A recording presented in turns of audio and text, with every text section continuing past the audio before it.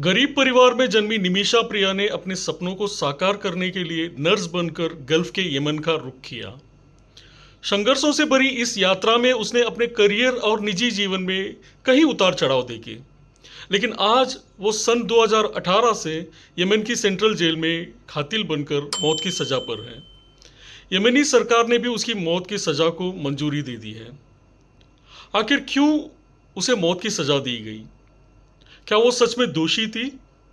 ऐसी कौन सी अपराध उसने किया था जिसकी उसे इतनी बड़ी सज़ा दी गई, या किसी साजिश का शिकार बन चुकी थी?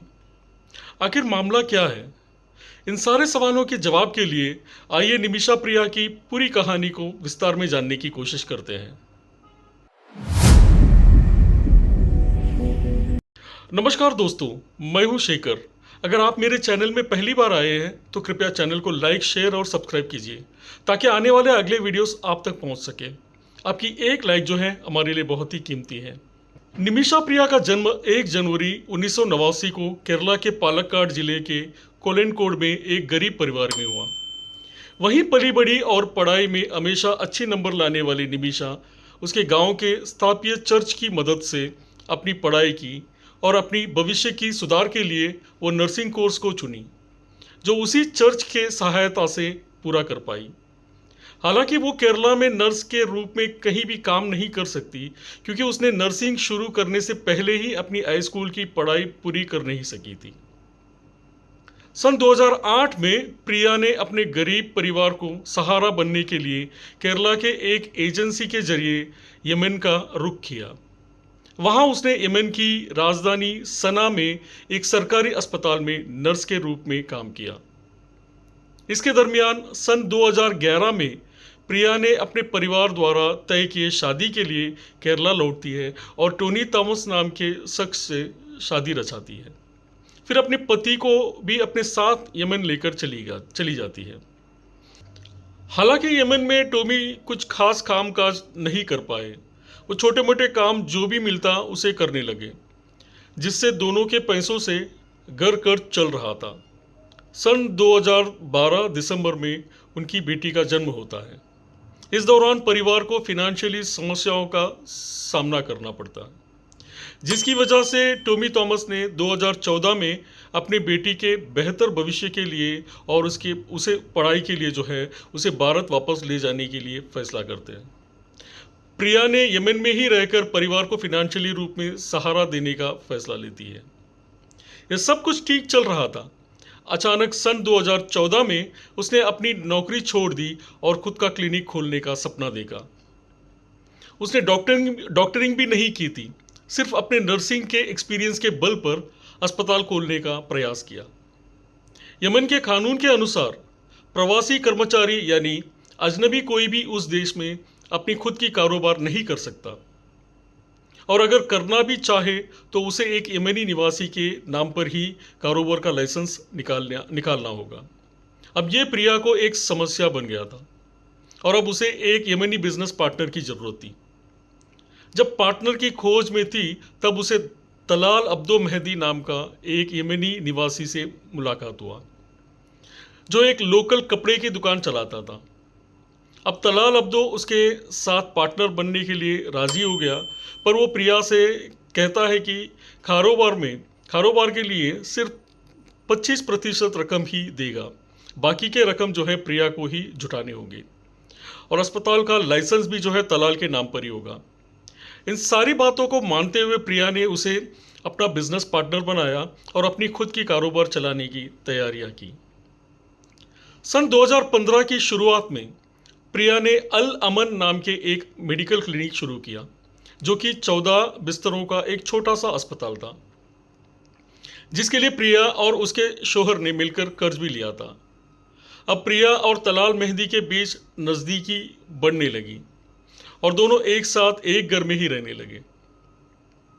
अब इसी दौरान उसी साल मार्च 2015 में यमनी गृह युद्ध यानी इंटरनल सिविल वार शुरू हुआ था, जिसके कारण सारे अजनबी अपने अपने देश भिजवा दिए गए, और कुछ अजनबियों ने जो प्रिया जैसे अपना खुद का कारोबार चला रहे थे वो वहीं रुक गए।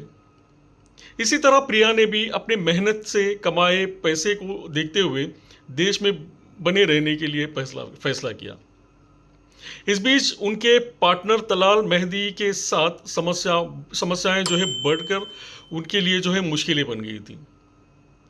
खबरों के मुताबिक प्रिया वहां के लोकल पुलिस स्टेशन में भी तलाल के खिलाफ रपट लिखवाने की कोशिश की, पर तलाल ने पुलिस में प्रिया को अपनी बीवी कहकर और समस्याओं को घरेलू मामला बताकर रपट को खारिज कर दिया।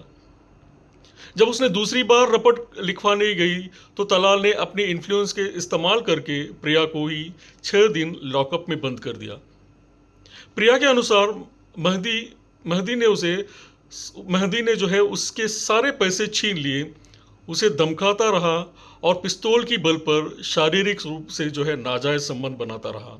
इसके अलावा अपने दोस्तों को भी साथ लाकर प्रिया के साथ हैवानियत करने लगा और खुद को सबके पास प्रिया का शौहर बताने का दावा भी करने लगा। मग्दी ने उसके पासपोर्ट और दस्तावेज सब कुछ जो है जब्त कर लिया था और उसे भारत में अपने परिवार से संपर्क करने से भी रोक दिया था। अब शारीरिक और मानसिक रूप से मुश्किलें और परेशानियां झेल रही प्रिया ने एक कदम उठाया। वैसे वो पेशे से तो नर्स थी, तो उसने सोचा कि मेहदी को बेहोश का इंजेक्शन देकर उसकी बेहोशी के वक्त पर अपना पासपोर्ट और सारे दस्तावेज लेकर देश छोड़ देगी। सन 2017 में जुलाई के महीने में प्रिया ने मेहदी को केटामाइन इंजेक्शन, जो कि अस्पतालों में बेहोशी के लिए इस्तेमाल किया जाता है, उसे दिया, पर डर के मारे कहीं इंजेक्शन उस पर काम न करे इसलिए उसने मेहदी को ओवरडोज दे दिया, जिससे उसकी मौत हो गई। प्रिया और उनके वकील का कहना है कि उनका मकसद सिर्फ मेहदी को बेहोश कर रहा था ताकि वो अपने दस्तावेज वापस ले सके। खबरों के मुताबिक मेहदी की मौत के बाद प्रिया ने एक दूसरी नर्स की मदद से उसने मेहदी के बॉडी को जो है टुकड़ों में काटकर पानी की टंकी में डाल दिया। इसके बाद वहां से फरार हो गई। यमनी पुलिस ने अगस्त 2017 में प्रिया को सऊदी अरेबिया के बॉर्डर के पास गिरफ्तार कर लिया। उस समय मीडिया ने यह झूठा दावा किया कि वो दोनों शादीशुदा थे। सन 2018 में प्रिया को मेहदी की हत्या का दोषी ठहराया गया और मौत की सज़ा सुनाई गई। प्रिया का पूरा ट्रायल अब जो है अरबिक में चल रहा था, जो कि वो नहीं समझ पा रही थी। उसे अपनी सफाई के तौर पर कोई अनुवादक या वकील भी नहीं दिया गया। सन 2020 में प्रिया के परिवार और समर्थकों ने सेव निमिषा प्रिया इंटरनेशनल एक्शन काउंसिल के नाम पर एक फंड फाउंडेशन गठन किया था। इस काउंसिल ने उनकी रिहाई के लिए प्रयास शुरू किया। सन 2023 नवंबर में यमन की सुप्रीम जुडिशियल काउंसिल ने प्रिया की अपील को जो है खारिज कर दी और अप्रैल 2024 में प्रिया की मां, शोहर और बेटी ने भारतीय एम्बेसी की मदद से यमन के सफ़र किए और तलाल मेहदी के परिवार से समझौता करने के लिए यमन में वकालत के लिए वहां के स्थापीय वकील को मिले और तलाल के परिवार से समझौता की कोशिश की। खबरों के मुताबिक इस्लाम धर्म के अनुसार तलाल के परिवार ने ब्लड मनी जो कि खून के बदले मुआवजा रकम के लिए मान लिए, जो कि मृत व्यक्ति के परिवार को एक हिसाब का जो है कॉम्पनसेशन दिया जाता है, जिसके हिसाब से भारतीय राशि के अनुसार अंदाजन 3 करोड़ 40 लाख रुपए है। प्रिया की रिहाई के लिए समर्थकों ने तलाल मेहदी के परिवार को मुआवजा देने के लिए पैसे जुटाने लगे और खबरों के मुताबिक उसकी वकालत के लिए $40,000 की मांग की गई थी, जिसमें 2024 जून तक $20,000 इकट्ठे किए गए और वकील को एडवांस के तौर पर दिया गया। हालांकि सितंबर 2024 तक बातचीत दोबारा रुक गई। इसी दौरान दिसंबर 2024 में यमनी राष्ट्रपति ने प्रिया की मौत की सजा को मंजूरी दे दी। भारतीय अधिकारी उनकी रिहाई के लिए प्रयास जारी रखे हैं। भारतीय अधिकारियों का कहना है कि उनकी जो है यमन की सरकार से जो है बातचीत चल रही है। दोस्तों, क्या भारतीय सरकार प्रिया को रिहा करके वतन लाएगा? जिंदगी और मौत के बीच की संघर्षों से जूझ रही प्रिया की यह कहानी बलिदान और इंसाफ की लड़ाई की मिसाल है। क्या प्रिया निर्दोष है? क्या उन्हें न्याय मिलेगा? ये तो समय ही बताएगा। निमिषा प्रिया का केस एक राज्य की नर्स के केस ना समझकर बल्कि एक भारतीय निवासी की केस मानकर हम सब मिलकर उनके लिए दुआ करेंगे। अगर आपको ये वीडियो पसंद आई हो तो लाइक और सब्सक्राइब करना मत भूलिएगा। और हाँ, इस केस के बारे में आपकी क्या राय है कमेंट में ज़रूर बताइए। धन्यवाद।